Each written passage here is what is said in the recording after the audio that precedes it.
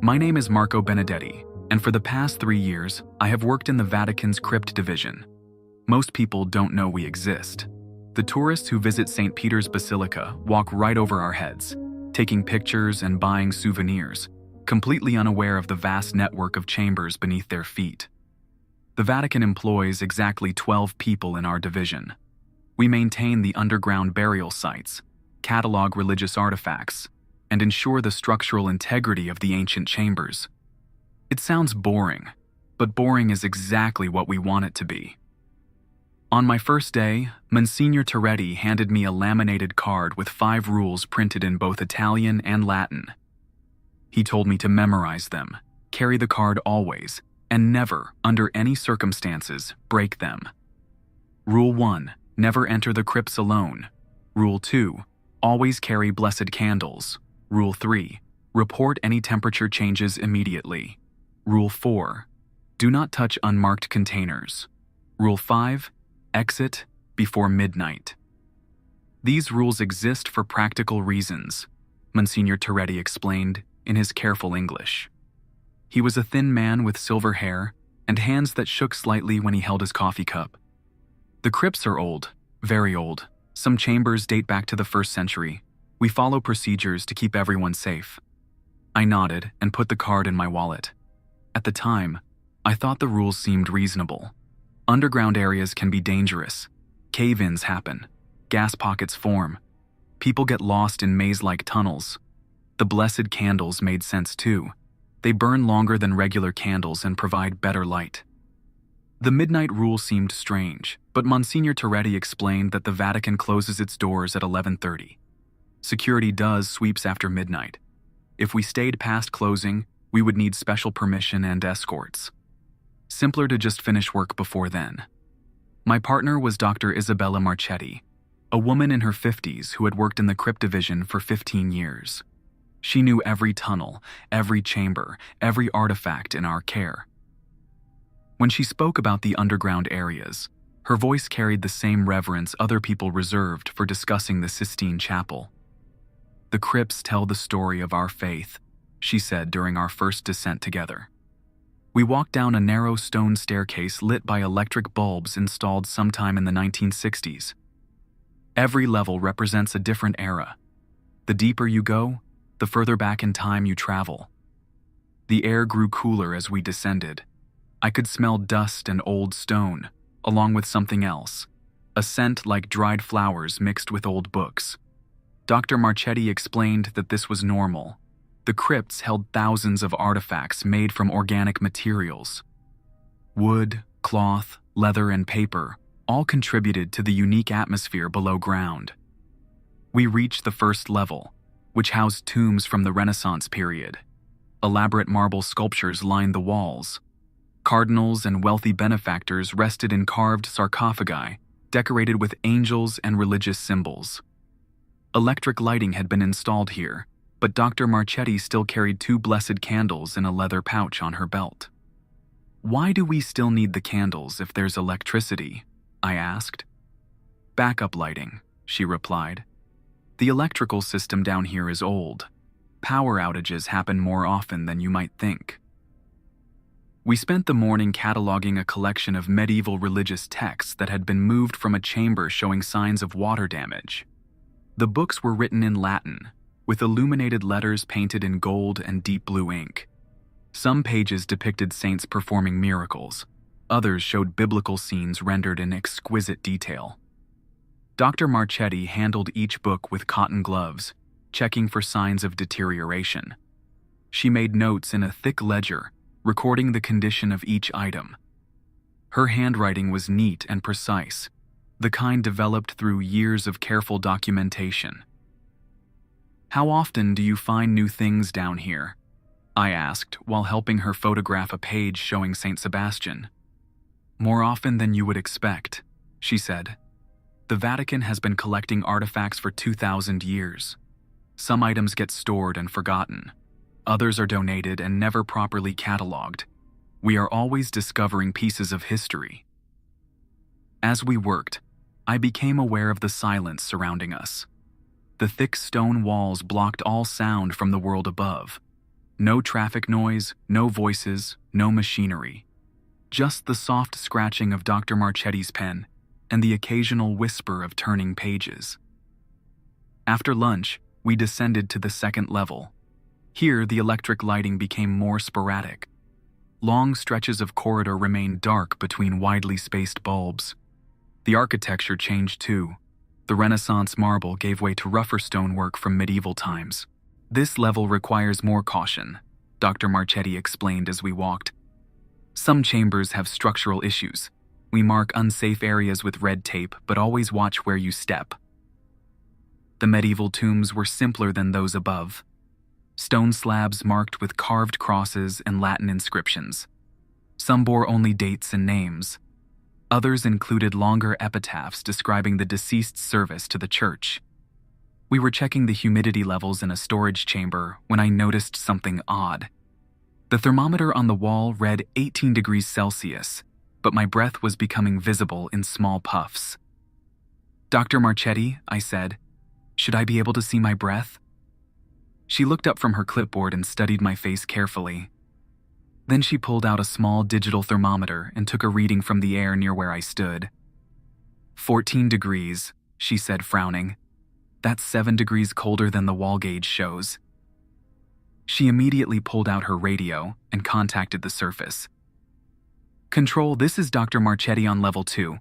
We have a temperature discrepancy in storage chamber 12. Wall gauge shows 18, but local reading is 14 degrees. The radio crackled. "Copy that, Dr. Marchetti. Please exit the chamber immediately and report to the monitoring station." We gathered our equipment and left the chamber. As we walked toward the staircase, I felt the air gradually warming back to normal temperature. By the time we reached the monitoring station on level 1, my breath was no longer visible. Monsignor Toretti met us at the monitoring station. He listened to Dr. Marchetti's report while studying readings from various electronic instruments mounted on the wall. "Cold spots can indicate airflow issues," he explained. "Sometimes blocked ventilation causes temperature variations. We will send a maintenance team to check the chamber tomorrow." He made notes in a thick logbook and asked us to avoid storage chamber 12 until further notice. Red tape would be placed across the entrance. The rest of the afternoon passed normally. We completed our catalog work on level 1 and returned to the surface just after 5 o'clock. As we climbed the stairs toward ground level, I felt relieved to hear normal sounds again. Footsteps, voices, the distant hum of modern life. Dr. Marchetti walked me to the employee exit near the Vatican post office. The late afternoon sun felt warm on my face after hours in the cool underground chambers. "You did well today," she said, following the temperature reporting rule immediately. Many new employees hesitate to speak up about things they notice. "It seemed important," I replied. "Everything is important down there," she said. "The rules exist because previous workers learned from experience. We follow them because they keep us safe." That evening, I researched the Vatican's underground areas online. Most websites mentioned the famous Scavi tour, which takes visitors to see St. Peter's tomb beneath the main altar. Some academic papers discussed archaeological discoveries made during construction projects, but I found very little information about the Crypt division itself. No job postings, no organizational charts, no news articles about our work. It was as if the 12 of us existed in a space between the official Vatican and the outside world. The next morning, I arrived early and found Monsignor Toretti in the prep room, organizing equipment for the day's work. He looked tired, with dark circles under his eyes. "The maintenance team inspected storage chamber 12 last night," he said without preamble. "They found no blocked vents, no airflow issues, no equipment malfunctions. So what caused the temperature drop?" "Unknown," he replied, handing me a clipboard with the day's assignments. "The chamber remains off limits until further evaluation." Dr. Marchetti arrived a few minutes later, carrying her usual leather satchel of supplies. She greeted us both and reviewed the day's schedule. We would be working on level 3 for the first time since I had started. "Level 3 requires extra preparation," she explained as we gathered our equipment. lighting is limited to essential areas only. We will depend more heavily on portable illumination." She handed me a battery-powered lantern and checked that I had fresh batteries for my flashlight. The blessed candles went into her leather pouch as always. Level 3 lay deeper than I had imagined. The staircase continued down for what felt like 10 stories, though Dr. Marchetti explained that the levels were not evenly spaced. Some areas had higher ceilings to accommodate larger tombs or storage needs. The air grew noticeably cooler as we descended. By the time we reached level 3, I estimated the temperature at about 12 degrees Celsius. Not uncomfortable, but definitely chilly. The architecture here was different again. Rougher stonework, lower ceilings, narrower corridors. This was clearly much older construction. Instead of electric bulbs, battery-powered emergency lights had been installed at key intersections. Most of the area remained in darkness. "This level dates from the early medieval period," Dr. Marchetti explained as we walked. "Some sections may be even older. We are still mapping and cataloging everything down here." Our assignment involved checking on a collection of ancient manuscripts that had been moved to level 3 for climate reasons. The cooler, more stable temperature helped preserve very old organic materials. We made our way through several corridors, using our lanterns to navigate. The beam of my light revealed stone walls covered with Latin inscriptions. Some were carved directly into the rock. Others had been painted in faded red letters. "What do the inscriptions say?"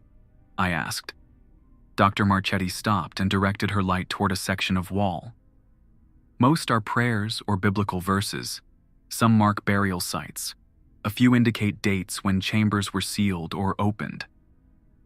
We reached a heavy wooden door marked with a brass plaque reading, "Manuscript storage, authorization required." Dr. Marchetti produced a key from her satchel and unlocked the door. The storage room was larger than I expected, with tall shelves lining the walls. Climate control equipment hummed quietly in one corner.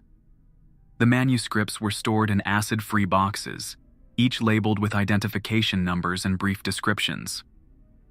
Dr. Marchetti consulted her clipboard and began pulling specific boxes for inspection. I helped carry them to a table where she could examine each item under proper lighting. The manuscripts were incredibly old.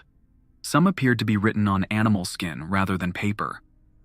The Latin text was hand-lettered in various styles, depending on the time period and regional traditions. A few included small illustrations in the margins. "This one is particularly interesting," Dr. Marchetti said, opening a box containing several bound pages. "It appears to be a collection of prayers written by monks in the 8th century. I looked over her shoulder as she carefully turned the pages. The Latin words meant nothing to me, but the craftsmanship was remarkable. Each letter had been formed with careful attention to detail. As she worked, I became aware of a sound I had not noticed before. A very faint rhythmic noise, almost like someone tapping gently on stone. It seemed to come from somewhere beyond the storage room. "Dr. Marchetti," I said quietly, "do you hear that tapping sound?" She stopped examining the manuscript and listened carefully. After several seconds, she shook her head. "I don't hear anything unusual. What does it sound like to you?" I listened again, but the sound had stopped. It was like someone tapping on the wall, very soft but regular, like a rhythm. "Sound travels strangely down here," she said. "Vibrations from the surface can reach us in unexpected ways. Construction work, heavy vehicles, even large groups of tourists can create noises that seem to come from inside the crypts." She returned to her work, but I remained distracted. The silence in the manuscript room felt different now, more complete, as if the space was actively absorbing sound rather than simply being quiet. We spent 2 hours examining manuscripts and updating their condition reports. Everything appeared to be in good order. The climate control system was maintaining proper temperature and humidity levels. As we prepared to leave, Dr. Marchetti locked the storage room and made notes in her logbook. We gathered our equipment and began the walk back through the corridors of Level 3. Halfway to the staircase, my lantern began to flicker. The beam grew dimmer, then brighter, then dimmed again. "Battery issue," I said, tapping the side of the lantern. "Use your flashlight," Dr. Marchetti replied. "We can replace the lantern batteries when we reach level 1. I switched to my flashlight, which provided a narrower but more focused beam. As we continued walking, I noticed that our footsteps sounded different. Instead of the sharp echoes I expected from stone corridors, our steps seemed muffled, as if the walls were absorbing the sound. Dr. Marchetti walked ahead of me, her lantern casting a steady circle of light. Every few steps, she would pause to check our location against landmarks she had memorized. A particular inscription, a distinctive archway, a section where the ceiling height changed. "Are we taking the same route back?" I asked. "Yes," she replied. "The layout down here can be confusing, but I know these corridors well." Despite her confidence, something felt different about our return journey. The walls seemed closer together, though I knew that was impossible. The ceiling appeared lower, though my flashlight beam reached the stone above us, just as it had before. I tried to focus on practical things, count my steps, memorize the route, pay attention to Dr. Marchetti's navigation techniques, but a growing sense of unease made concentration difficult. After what felt like 20 minutes of walking, we should have reached the staircase to level 2. Instead, we found ourselves in a circular chamber I did not remember passing through on our way to the manuscript storage room. Dr. Marchetti stopped and consulted a hand-drawn map from her satchel. She studied it by lantern light, comparing our surroundings to the details marked on paper. "This chamber is not on my route," she said slowly. "We must have taken a wrong turn. Should we backtrack?" "Yes," she decided. "We will return to the last landmark I recognized and choose a different corridor." We turned around and began walking back the way we had come, but after 10 minutes we reached another circular chamber that looked identical to the first one. Same size, same stonework, same archways leading off in multiple directions. Dr. Marchetti checked her map again, her expression growing concerned. "This should not be possible. I have walked these routes hundreds of times." I looked at my watch. 6:30. We had been on level 3 for nearly 4 hours, much longer than planned. According to our original schedule, we should have been back on the surface by now. "Maybe we should radio for guidance," I suggested. Dr. Marchetti pulled out her radio and pressed the transmit button. Static filled the chamber, but no voice responded to her call. "Control, this is Dr. Marchetti on level 3. Please respond." More static. She adjusted the frequency and tried again. "Control, this is Dr. Marchetti. We need navigation assistance on level 3. Nothing but electronic noise. "The radio range may be limited this far down," she said, though her voice carried a note of uncertainty I had not heard before. We tried several more corridors, each leading to chambers that seemed familiar but did not match Dr. Marchetti's map. The stone walls all looked similar in our limited light. The inscriptions blended together. Every archway led to another corridor that looked like the one we had just left. By 7 o'clock, we had been walking for over an hour without finding the staircase to level 2. Dr. Marchetti sat down on a stone ledge and spread her map on her knees. "Something is not right," she admitted. "I know this level. I helped create this map. We should not be having difficulty finding our way back." I sat beside her and studied the hand-drawn diagram. It showed a relatively simple layout. Several main corridors connected by smaller passages, with the manuscript storage room clearly marked in relation to the staircase. "Could there be passages that are not on the map?" I asked. "Possible," she said. "We are still discovering new areas, but I have never encountered chambers like these before." The circular rooms we kept finding were not marked on her diagram at all. According to the map, this section of level 3 should contain only rectangular storage chambers and connecting corridors. "What do we do?" Dr. Marchetti folded her map and stood up. "We follow procedure. Keep moving until we find the staircase or until we can establish radio contact. The alternative is to wait for the night security team to notice we are missing. When would that happen? When we fail to sign out by 8 o'clock, someone will come looking for us. We resumed walking, choosing corridors systematically. Left turns first, then right turns, if left turns led to dead ends. Dr. Marchetti marked our route with small pieces of chalk, creating breadcrumbs to prevent us from walking in circles. At 7:45, we found something new. A corridor that sloped downward at a gentle angle. Dr. Marchetti consulted her map and shook her head. "This passage is not documented," she said. "Level 3 should be the lowest accessible level." Accessible? There are older chambers below us, but they were sealed decades ago due to structural concerns. This corridor should not exist. Despite her reservations, the sloping passage represented our first new option in hours of searching. We decided to follow it for a short distance to see where it led. The corridor continued downward for about 50 meters before ending at a heavy stone door. Unlike the wooden door to the manuscript storage room, this barrier appeared to be carved from a single piece of rock. Latin words were inscribed across its surface. Dr. Marchetti directed her lantern toward the inscription and read it aloud. "What does that mean? What is once sealed should remain forever sealed." She checked her watch. 7:55. "We need to return to level 3 immediately," she said. "We can report this discovery tomorrow, but right now our priority is reaching the surface before the security team begins searching for us."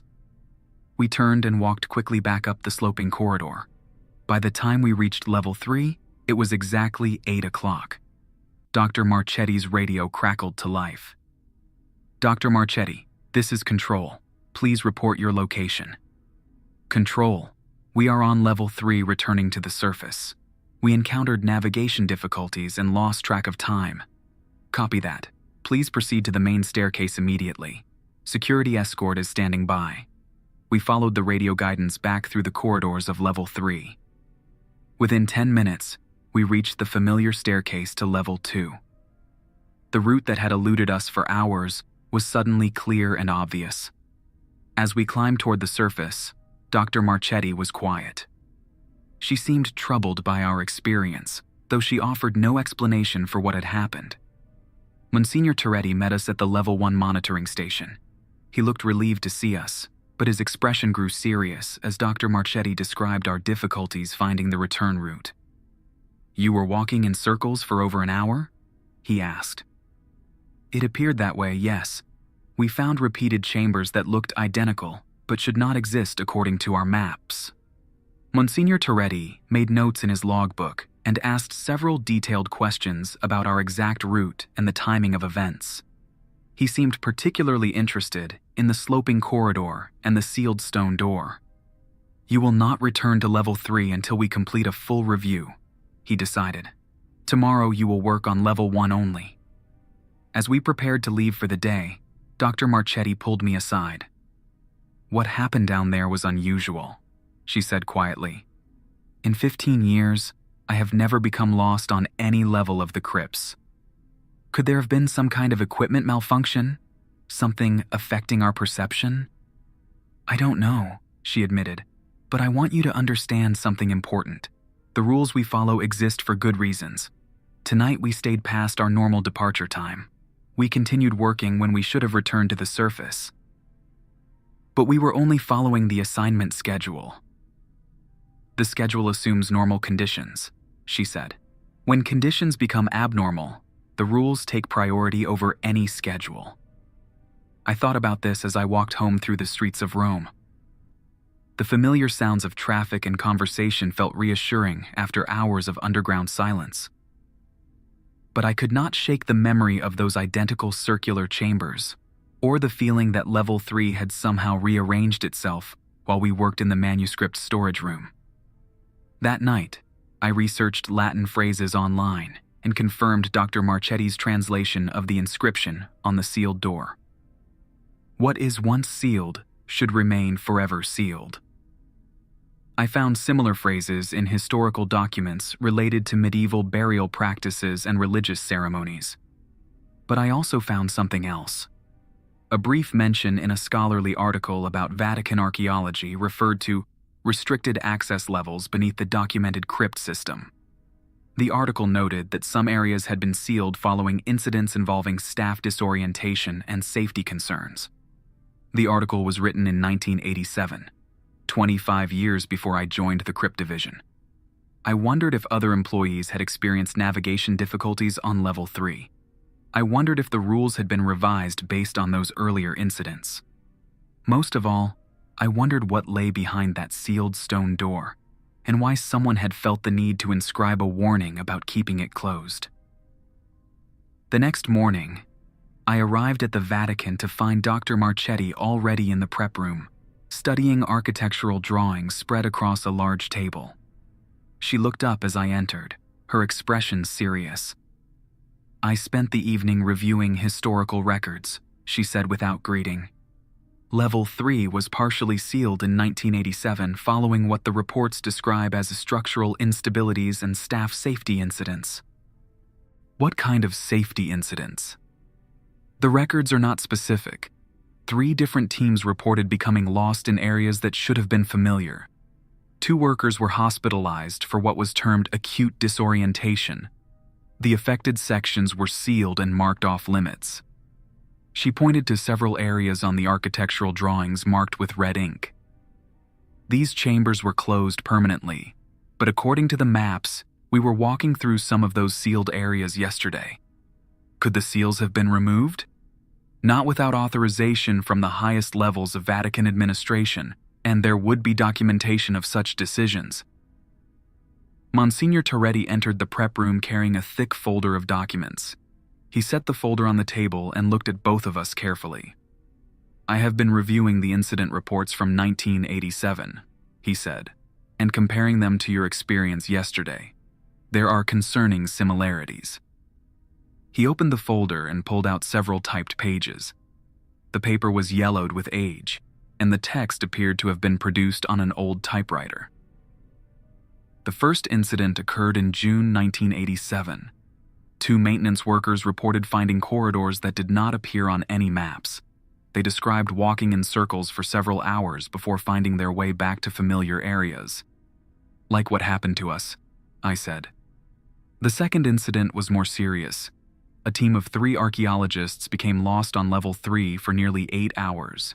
When they were finally located, they reported finding chambers that contained artifacts not included in any Vatican inventory. Dr. Marchetti leaned forward. "What kind of artifacts?" The reports describe stone tablets with inscriptions in languages that could not be identified, containers made from materials that appeared to be organic but could not be classified, and architectural features that seemed inconsistent with known construction techniques from any historical period. Monsignor Toretti turned to the next page in the folder. The third incident resulted in the decision to seal Level 3 permanently. A single researcher, working alone despite regulations, was found unconscious near what he described as a stone door bearing Latin warnings. "The door we found yesterday," I said. "Possibly the same one, yes.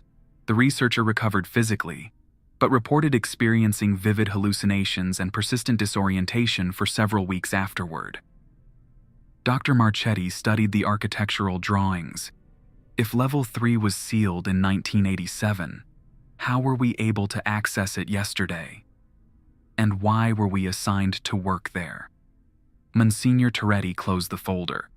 "Those are excellent questions that I cannot answer. According to our current records, Level 3 has been designated as an active work area for the past 6 months, but I can find no documentation authorizing the reopening of the sealed sections." He stood up and walked to the window overlooking St. Peter's Square. Tourists were already gathering for the morning, cameras ready, guidebooks in hand. "The situation requires investigation by higher authorities," he continued.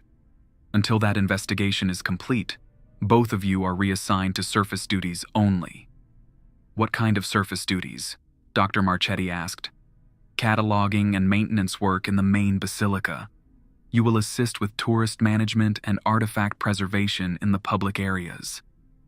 I felt relief at avoiding another descent into the crypts, but Dr. Marchetti seemed disappointed. She had spent 15 years working underground, developing expertise in areas most people never saw. "For how long?" she asked. "Until further notice." We spent the next week working in St. Peter's Basilica itself. After days in underground chambers, the vast open space felt impossibly large. Sunlight streamed through massive windows, and the constant flow of visitors provided a reassuring sense of normal life. Our duties involved monitoring the condition of artworks and architectural features that were exposed to daily wear from thousands of tourists. We checked for signs of damage, measured humidity levels, and documented any changes in the condition of irreplaceable masterpieces. The work was interesting, but I found myself thinking frequently about our experience on Level 3. The circular chambers that appeared and disappeared, the sealed door with its Latin warning, the feeling that the layout of corridors was somehow shifting around us. Dr. Marchetti seemed equally distracted. She performed her duties competently, but I caught her staring thoughtfully at nothing, clearly lost in consideration of unexplained events. On Friday afternoon, as we completed our weekly reports, she made a decision. "I want to research the history of the underground areas more thoroughly," she said. "The Vatican archives contain records going back centuries. If there have been other incidents like ours, there should be documentation. Are we allowed access to those archives?" As Vatican employees working on historical preservation, we can request research access for legitimate purposes. She filled out the necessary forms and submitted them to the appropriate department. Within 2 hours, we received approval to access specific sections of the archives related to the underground areas beneath St. Peter's Basilica. The Vatican Secret Archives occupy a modern building connected to the main library complex. Despite the name, the archives are not actually secret. The Latin word secretum simply means private or personal, referring to the Pope's private archives. We presented our credentials to the staff librarian, who directed us to a reading room equipped with computers for searching catalog databases. Dr. Marchetti proved skilled at navigating the complex filing systems used to organize centuries of accumulated documents.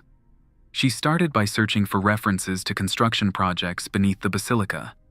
The results included hundreds of documents spanning 2,000 years of building and renovation work. "Here," she said, pointing to an entry dated 1978.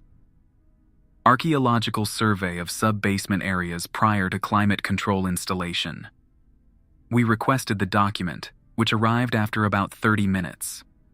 The archaeological survey was written in Italian and included detailed drawings of underground chambers and corridors. "This matches the layout of levels 1 and 2, Dr. Marchetti observed, comparing the drawings to her handmade maps. "But look at this notation." She pointed to a section of the survey marked with unusual symbols. A note in Italian explained that these areas had been deemed unsuitable for regular access due to environmental concerns. Environmental concerns?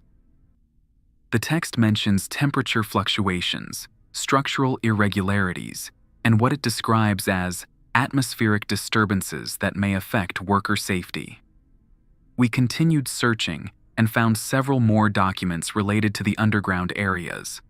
A maintenance report from 1983 described equipment malfunctions and navigation difficulties experienced by repair teams.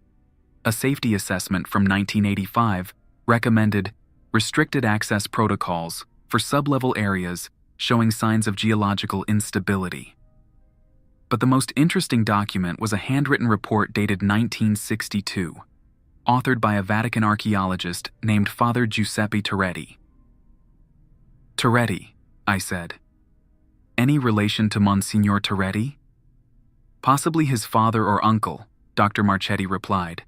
"Italian families often work in the same institutions for generations." Father Giuseppe's report described an expedition to map previously unknown chambers beneath Level 3. His team had discovered a series of rooms and corridors that appeared to be much older than the medieval construction above them. "The architecture suggests pre-Christian origin," he wrote. "Stonework techniques consistent with Roman construction from the 1st or 2nd century. However, some features appear inconsistent with documented building methods from any known historical period." The report included sketches of inscriptions found in these deeper chambers. Most were in Latin, but some appeared to be in scripts that Father Giuseppe could not identify. "Of particular concern," the report continued, "are areas where the team experienced disorientation and time distortion. Several members reported feeling that hours had passed when chronometers indicated only minutes had elapsed. Others described the opposite sensation." Dr. Marchetti and I looked at each other. Our experience of walking for hours in circles while searching for the staircase suddenly seemed less unique. Father Giuseppe's report concluded with a strong recommendation that the deeper chambers be sealed and marked off limits. He noted that some locations appear to have adverse effects on human psychology and perception. The final page contained a hand-drawn map of the areas his team had explored. It showed the sloping corridor we had found, leading to what he labeled as Chamber Alpha, Primary Containment. "That must be the sealed door," I said. "And look at this," Dr. Marchetti pointed to a notation next to the chamber. "Multiple containment systems installed 1962, blessed by His Holiness, not to be disturbed." We requested additional documents related to Father Giuseppe's work, but were told that further materials were classified at a level above our access authorization. As we prepared to leave the archives, Dr. Marchetti made copies of the documents we had been allowed to examine. She seemed energized by the research, as if solving historical puzzles helped her process our own unusual experience. "This explains much," she said as we walked back toward the main basilica. "The areas we accessed on level 3 were supposed to be sealed. Something has gone wrong with the containment systems installed in 1962. What do you think is actually down there?" "I don't know," she admitted. "But clearly previous generations of Vatican workers encountered something that required permanent isolation." That evening, I called my sister Maria in Milan to discuss a completely unrelated family matter. But as we talked, I found myself describing my new job at the Vatican. "You work in crypts?" she asked. "That sounds frightening." "It's mostly just maintenance and cataloging," I said. "Very routine." "But you said there are rules you have to follow. What happens if you break them?" I thought about this question for a long time after ending the call. What would happen if someone broke the 5 rules we had memorized? Never enter alone, always carry blessed candles, report temperature changes, don't touch unmarked containers, exit before midnight. We had violated the midnight rule, staying underground well past our intended departure time. And we had experienced navigation difficulties that previous workers had encountered in the same areas. Were the other rules equally important? What would happen if someone entered the crypts alone? What was the significance of the blessed candles? Why were unmarked containers dangerous? Over the weekend, I researched Catholic traditions related to blessed candles and underground spaces. I learned that blessed candles were believed to provide spiritual protection in addition to physical illumination. Some traditions held that blessed objects could ward off negative influences or supernatural threats. But the Vatican Crypt Division was a scientific operation, focused on historical preservation and archaeological research. Why would such an organization rely on blessed candles unless there were practical reasons beyond religious tradition? On Monday morning, Dr. Marchetti arrived at work with additional research materials. She had spent the weekend reading about geological phenomena that could cause disorientation and perceptual disturbances. Some underground areas can develop what geologists call anomalous magnetic fields, she explained. These fields can affect human balance and spatial perception, causing people to become lost even in familiar spaces. That could explain our experience on level 3. Partially, yes, but it doesn't explain why the affected areas were sealed rather than simply marked as hazardous. If the problem were purely geological, It could be managed with proper equipment and procedures. Monsignor Toretti called us into his office to discuss our research findings. He listened carefully as Dr. Marchetti described the documents we had discovered in the archives. "You have uncovered information that confirms my concerns," he said, after she finished. "The situation on Level 3 represents a serious safety issue that requires immediate attention." "What kind of attention?" "I have requested a full investigation by specialists from Vatican Security and the Pontifical Academy of Sciences. Until that investigation is complete, all access to Level 3 remains suspended." He paused and looked at both of us seriously. "I need you to understand that some information related to Vatican operations is classified for good reasons. Your research has been helpful, but there are aspects of this situation that extend beyond your authorization level." "Are we in any kind of trouble?" I asked. "No," he replied. "But I need your commitment that you will not attempt to access Level 3 independently, regardless of what you may have learned from your research." We both agreed to this condition. Monsignor Toretti seemed satisfied with our response, but I sensed that he was not telling us everything he knew about the situation. For the next 2 weeks, we continued working in the main basilica. The routine was pleasant, and I began to appreciate the artistic and historical treasures that most tourists simply rushed past. But on a Thursday afternoon, while we were checking humidity levels near Michelangelo's Pietà, Dr. Marchetti received an urgent radio message. "Dr. Marchetti, please report to the prep room immediately." We hurried back to the Crypt Division offices, where we found Monsignor Toretti in an agitated state. He was reviewing several documents and speaking rapidly in Italian to someone on the telephone. When he finished the call, he turned to us with a grim expression. "The investigation team discovered that the seals on Level 3 have been systematically compromised," he said. "Someone has been accessing the restricted areas regularly over the past several months. Who? We don't know yet, but security cameras installed this week recorded movement in chambers that should be completely sealed." He showed us photographs taken by the investigation team. The images showed the sloping corridor we had found, but the sealed stone door at the end was standing open. "The door was forced," Monsignor Toretti explained. "Heavy equipment was used to break the locking mechanisms installed in 1962. Dr. Marchetti studied the photographs. "When did this happen?" "The cameras were installed on Monday. The door was already open when the system came online. So someone has been accessing whatever is behind that door for an unknown period of time." "Exactly. And now we need to determine what they were doing down there." Monsignor Toretti handed us equipment lists and safety gear. "You will accompany the investigation team to Level 3 tomorrow morning. Your familiarity with the layout makes you valuable guides." "Are we qualified for an investigation of this type?" I asked. "The team leader is Father Sebastian Cavalieri from Vatican Security. He has experience with sensitive archaeological situations. Your role will be to provide navigation assistance and historical context." That evening, I had difficulty sleeping.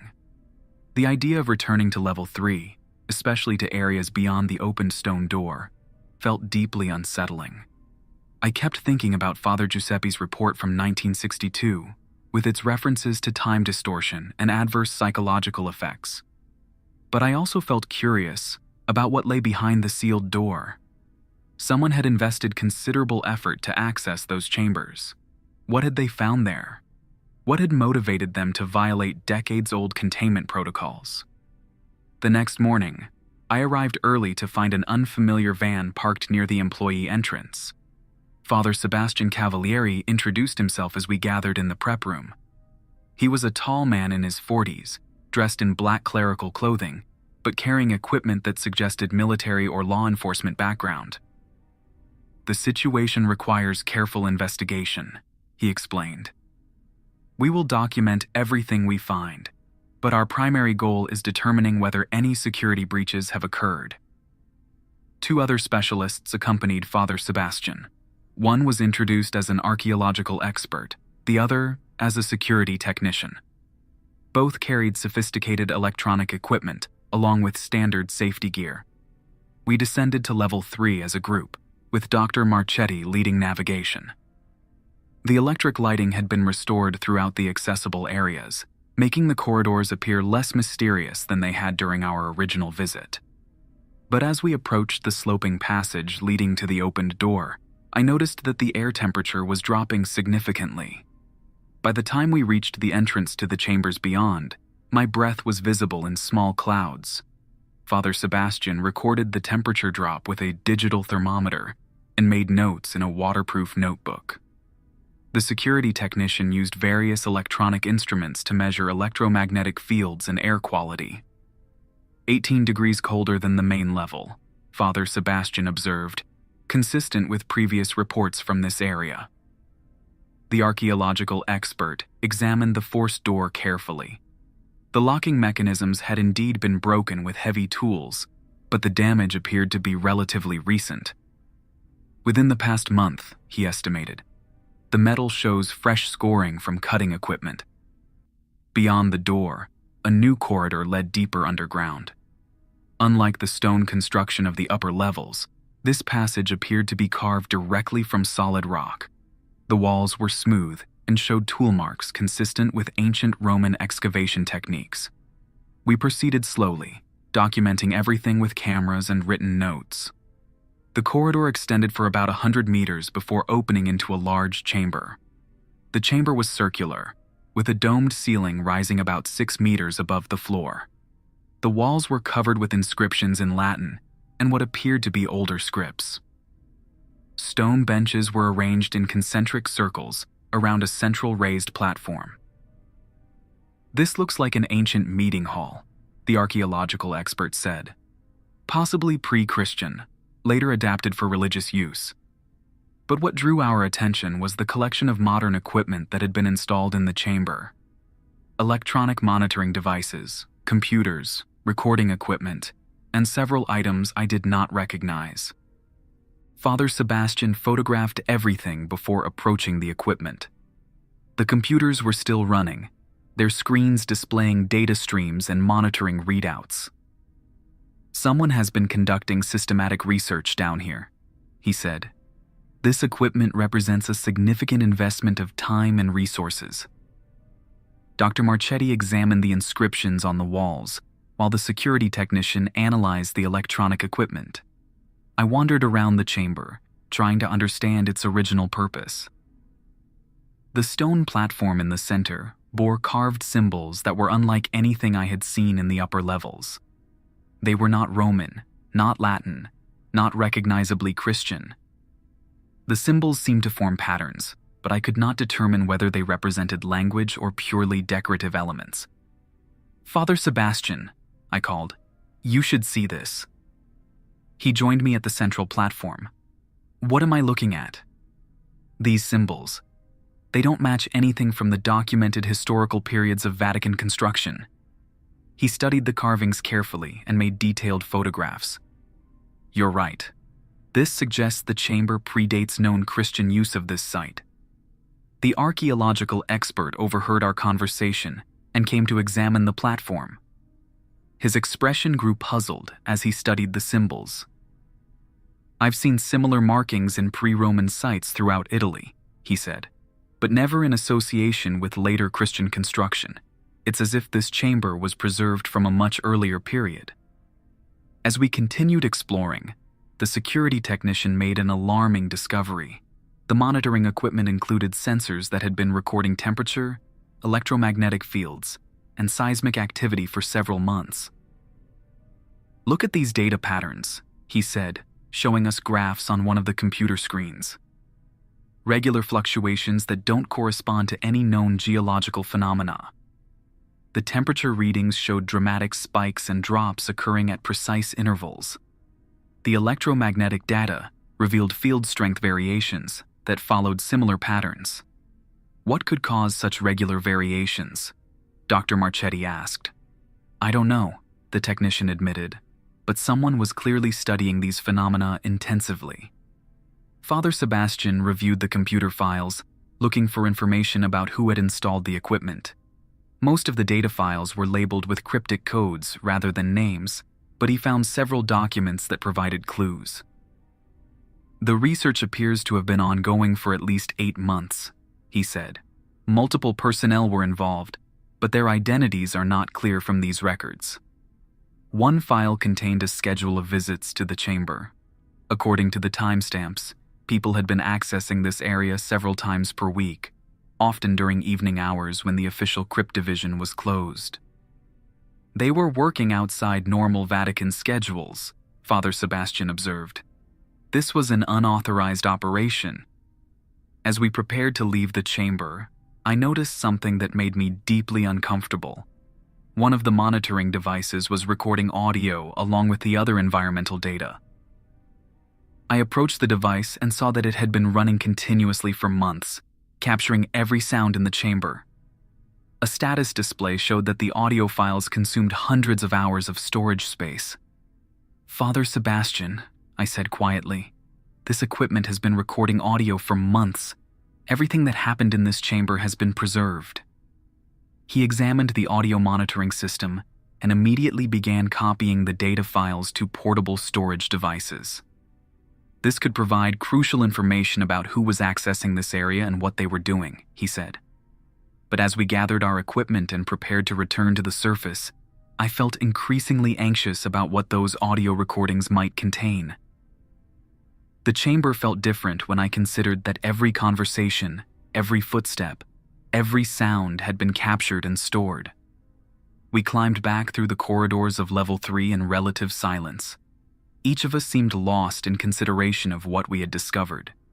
The unauthorized research operation raised serious questions about Vatican security and the control of sensitive archaeological sites. Back in the prep room, Father Sebastian spent an hour reviewing our photographs and notes.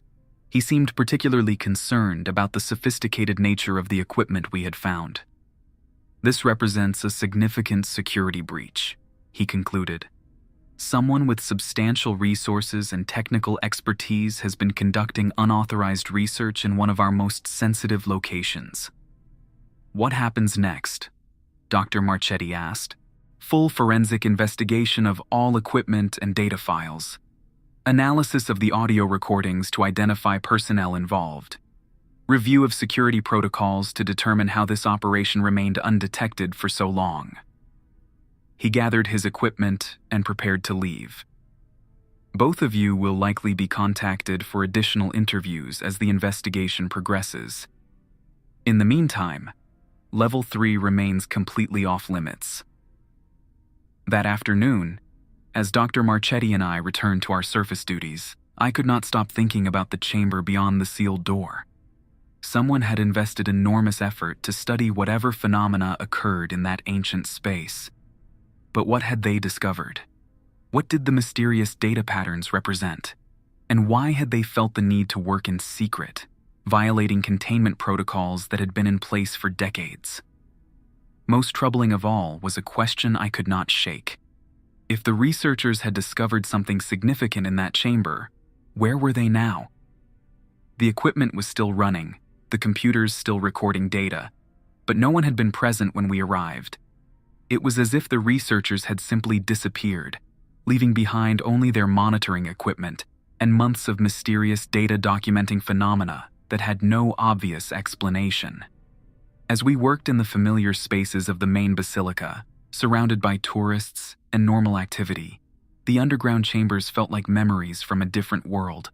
But I knew that Father Sebastian's investigation would eventually reveal the truth about what had been happening in those ancient spaces, and I was not entirely certain I wanted to know what that truth might be.